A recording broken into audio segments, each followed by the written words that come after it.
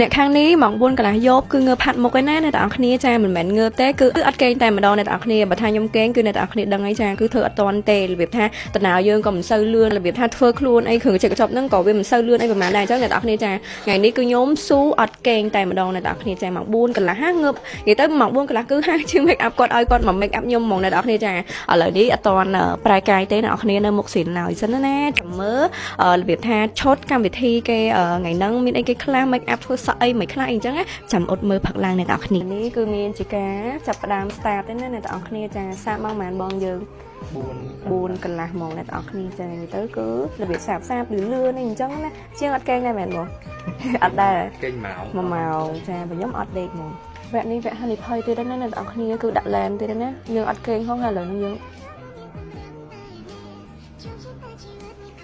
យើងមកធ្វើទរណកម្មវាដាក់ឡានទៀតអ្នកនរគ្នាទៅមើលខ្ញុំព្រមបានដល់ផឹកគាត់អ្នកនរគ្នាតែវាឈ្លោះគ្នាទៀតគឺខ្ញុំដោះចេញទៀតហើយចាថ្ងៃនេះយើងប្រាក់បានមកចំពោះហើយខ្ញុំដាក់មកចំពោះទៀត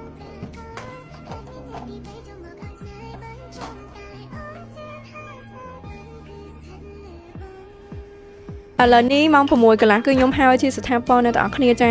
ម៉ូតសក់នេះអ្នកទាំងអស់គ្នាចាជួយមើលខ្ញុំតិចមើលនេះឲ្យបានលើបានដែរសម្រាប់ម៉ូតសក់នេះហ่าនិយាយទៅអ្នកទាំងអស់គ្នាដឹងម៉ូតសក់នេះរបៀបថាមិនគាត់និយាយទៅគឺខ្ញុំរៀងងាកមួយហ្នឹងដោយសារម៉ូតសក់នេះថ្នមបន្តិចអ្នកគ្នាបើអត់ថ្នមទេគឺវារបៀបថាវាអាលីអស់អញ្ចឹងវាអត់បានមូខ្លុំអញ្ចឹងអ្នកទាំងអស់គ្នាសម្រាប់ម៉ូតសក់ហ្នឹងអ្នកទាំងអស់គ្នាគឺខ្ញុំពងធ្វើតាំងពេលខ្ញុំឡើងផ្ទះអ្នកទាំងអស់គ្នាចាប៉ុន្តែយើងធ្វើអត់បានសម្រាប់អីអញ្ចឹងណាអញ្ចឹងឥឡូវនេះគឺបានសម្រាប់គេអ្នកទាំងអស់គ្នាចាខ្ញុំស្រឡាញ់ខ្លាំងមែនតើតែម៉ូតសក់នេះរៀងអ្នកចង់និយាយថា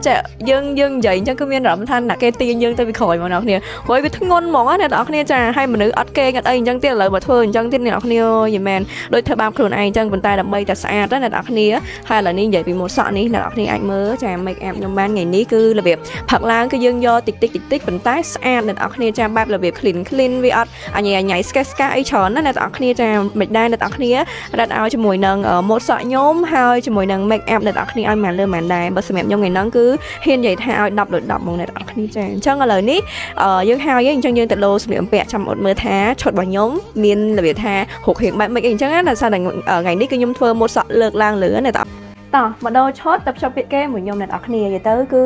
ថ្ងៃនេះគឺសុំបែបរបៀបថាលើម្ចាស់កម្មវិធីគេថាមានឲ្យប្រោនេះអញ្ចឹងណាអញ្ចឹងកុំឲ្យថាខុសពណ៌គឺខ្ញុំដាក់អញ្ចេះតែម្ដងអ្នកនរគ្នាចាអាវនេះគឺខ្ញុំលេងពណ៌ប្រោដល់ពេលសពតគឺខ្ញុំដាក់ពណ៌មានអញ្ចឹងហ្មងអ្នកនរគ្នាចាអញ្ចឹងឥឡូវនេះយើងទៅដូរឈុតមួយគ្នាចង់ដឹងថានៅពេលដែលពាក់ហើយវាសមជាមួយនឹង make up ហើយនឹងរបៀបថាពេលដែលពាក់ហើយឃើញថាសមជាមួយនឹងគ្នាអត់អីអញ្ចឹងណាអ្នកនរគ្នាអូខេអ្នកនរគ្នានេះគឺជា final look សម្រាប់ខ្ញុំតែម្ដងចានិយាយទៅគឺ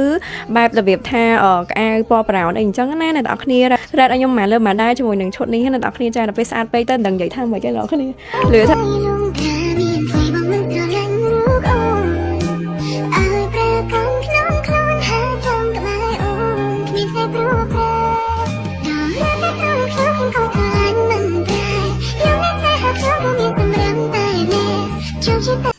តានេះជាឈុតផឹកឡើងរបស់ពីអ្នកខ្ញុំអ្នកទាំងគ្នាឥឡូវនេះគឺពួកខ្ញុំហើយឯងចាថ្ងៃនេះគឺមក make up នៅបន្ទប់មេងគីអីអញ្ចឹងណាហើយនេះខាងប្រុសចានិយាយទៅគឺគួរតែយល់ឯណាអ្នកទាំងគ្នានិយាយទៅគឺថាសាបអីហ្នឹង